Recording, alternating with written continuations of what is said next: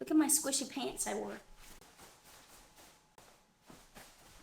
Don't judge this nail. Look at it. R.I.P. Don't call me out on it. I know, it gets fixed tomorrow. Hello beautiful people, welcome back to my channel. My name's Kayla. If you're new here, I love all things health and wellness. Today I'm bringing you a video that I wish that I had access to when I was first starting my fitness journey. You guys know I've been in the fitness game for a while now, and I've made some mistakes. I've learned from those mistakes, and now I'm here to educate you so that you do not have to make the same mistakes as I did. Today's video is all about the mindset shifts that I have made that have completely changed my views on fitness, health, and wellness. Whether you are new to your fitness journey, you're in the middle of your fitness journey, or you've been on your fitness journey for years now, I really think you're gonna find at least something in this video very useful and be able to apply it to your journey. Let's get into it. Cardio won't make you toned. I can promise you that the girls that you are seeing online that have toned tank top arms and shoulders are not just doing the elliptical every day.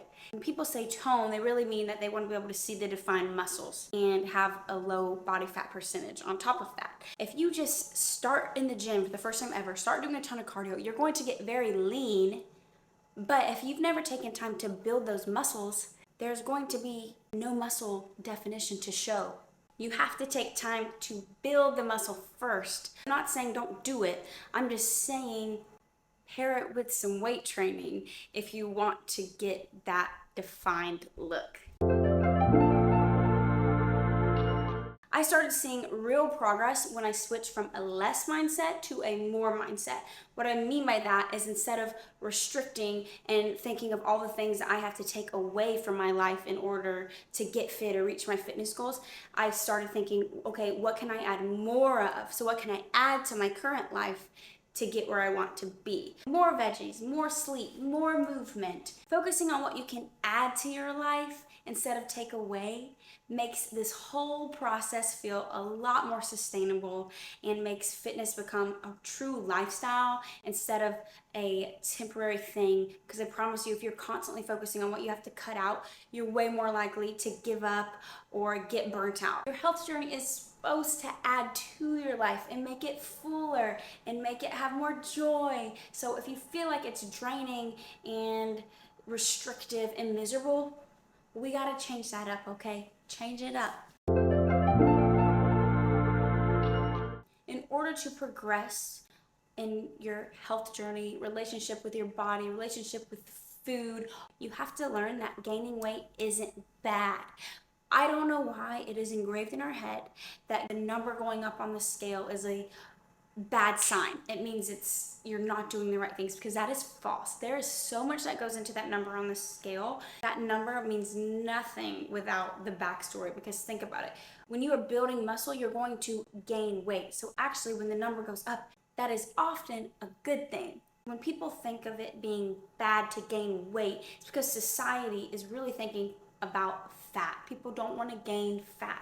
But weight is not the same as fat. The number on the scale is weight. That is not your body fat percentage. So if you're going to focus on numbers, or you're a stats driven, goal oriented person, maybe focus on the nitty gritty, like the body fat, BMI, things like that, as opposed to focusing on the actual number, because the actual weight means nothing. It's all about body composition. I have been 120 pounds before and looked way worse than I've looked at 130 pounds. It's all about body composition and has nothing to do with the actual number. Side note, let me tell you another hack. Stop worrying about not fitting in last year's clothes. If they do not fit, donate them, sell them, get ones that fit and make you feel beautiful. If you want those juicy glutes and you're over there making the gains, putting in the work, and then summer comes around and you're trying to put on your shorts and they won't button, you can't be sad. You wanted that, okay? And it is not a bad thing. That should be a celebration. So do not try to squeeze into your old clothes. I don't know why we feel like we need to be the same size forever. Bodies fluctuate. We will fluctuate. You shouldn't let that take away from all the amazing progress that you have made. It ain't nothing but a size.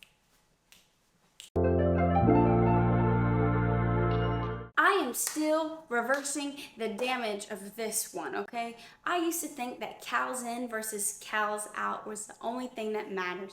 And while from a fat loss or fat gain perspective, yes, technically the calories you consume versus the calories you burn really is the only thing that makes a big difference.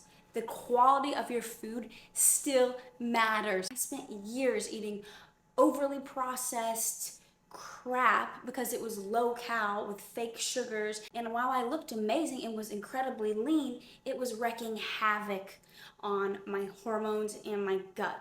And I just was so naive and was not taking into consideration my actual wellness and the state of my gut and my body. I was just so concerned with my outward appearance. If you don't want to spend years and years and years reversing damage to your gut microbiome, believe me, you don't. It has been such an annoying process. I suggest you focus on quality of foods. When you're able, eat organic, eat lots of fruits, yummy vegetables. I'm not saying you have to cut out your favorite foods or everything processed, but being mindful and minimizing those things and focusing on whole foods will really make a difference in your health down the line. Also, the better quality of food that you're eating, the better your body's going to perform. You're going to feel better, less sluggish, less brain fog.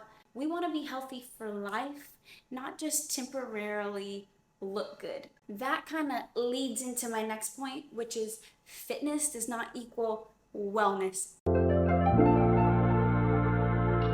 I was so confused for so long because I would see shredded bodybuilders online, like looking tight and right, you know, like shredded and jacked, and I was like, I want to look like that. I've realized that 9 times out of 10, that's not healthy, okay?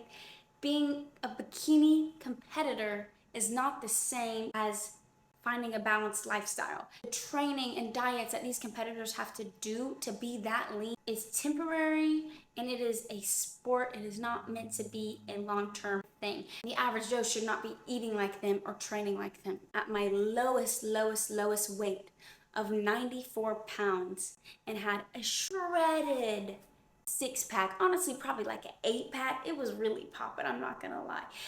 But I was so unhealthy. I was like breaking out, sleeping horribly, was grumpy all the time. My systems, my reproductive systems and things started shutting down. Digestion was crap.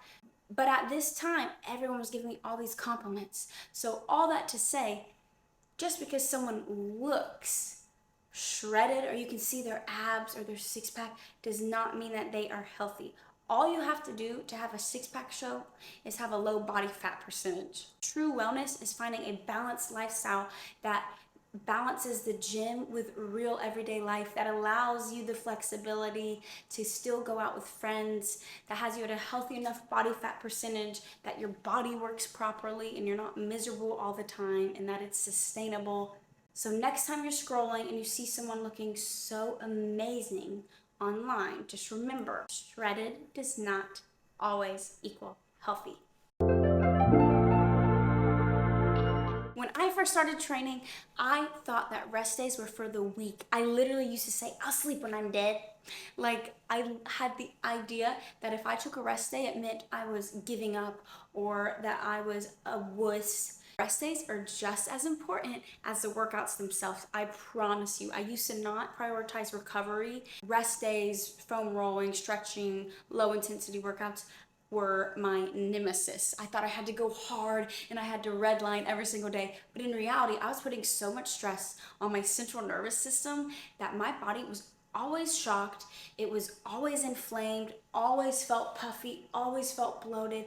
And it's because I was grinding every single day without giving myself time to rest. How you know that you've matured in the gym is when you realize how crucial rest days are and you start adding them into your split. Do not lift 7 days in a row. I promise you that is actually hurting you, and you are not going to be able to make as much progress as you would if you would just schedule out time to rest. Me and rest days are like this. And if you feel like you don't need a rest day, maybe you're not training as hard as you think you are.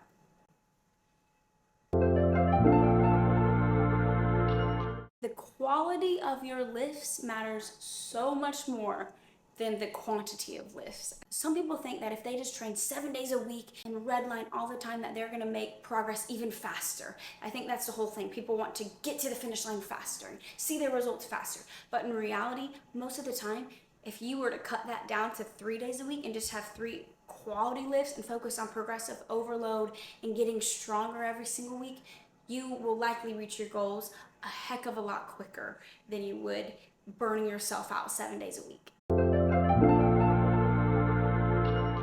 Something else that used to confuse me because of everything I saw online, I thought you always had to be either in a cut or a bulking season. This couldn't be further from the truth. Actually, the sweet spot is maintenance. Maintenance is where life happens. It is where you feel the most balanced. I don't think enough people and fitness influencers and coaches talk about how important it is to find a place that you are happy with your body. It is so exhausting always feeling like you need to either shrink yourself or grow yourself. Cutting and bulking are both meant to be temporary. And it's great to have physique goals and do those things to effectively reach those goals, but it's not okay to be in one of those seasons forever.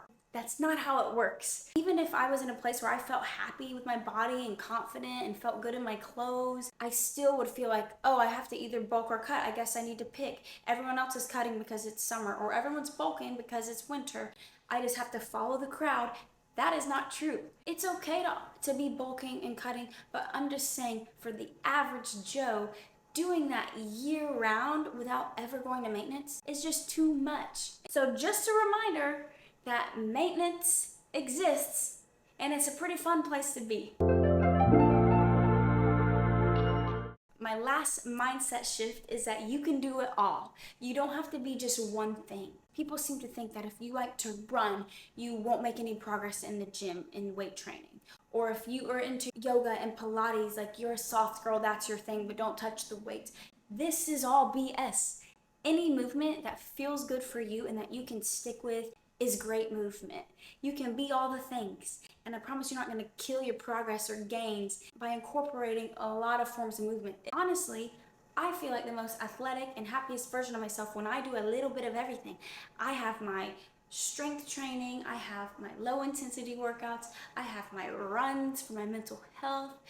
I do it all. Balanced queens up in here. Those are all of my fitness mindset shifts. Those are all of the ways that my mindset has kind of shifted throughout my fitness journey. Let me know if you have had any fitness journey epiphanies below in the comments. Also, let me know what kind of videos you want to see from me next. Be sure to like, subscribe, thumbs up, give me all the love. You know I'm trying to grow this channel. I love you guys. I hope you have the best, most beautiful, fun, amazing, fabulous day ever. And I will see you guys next week in my next video. Peace.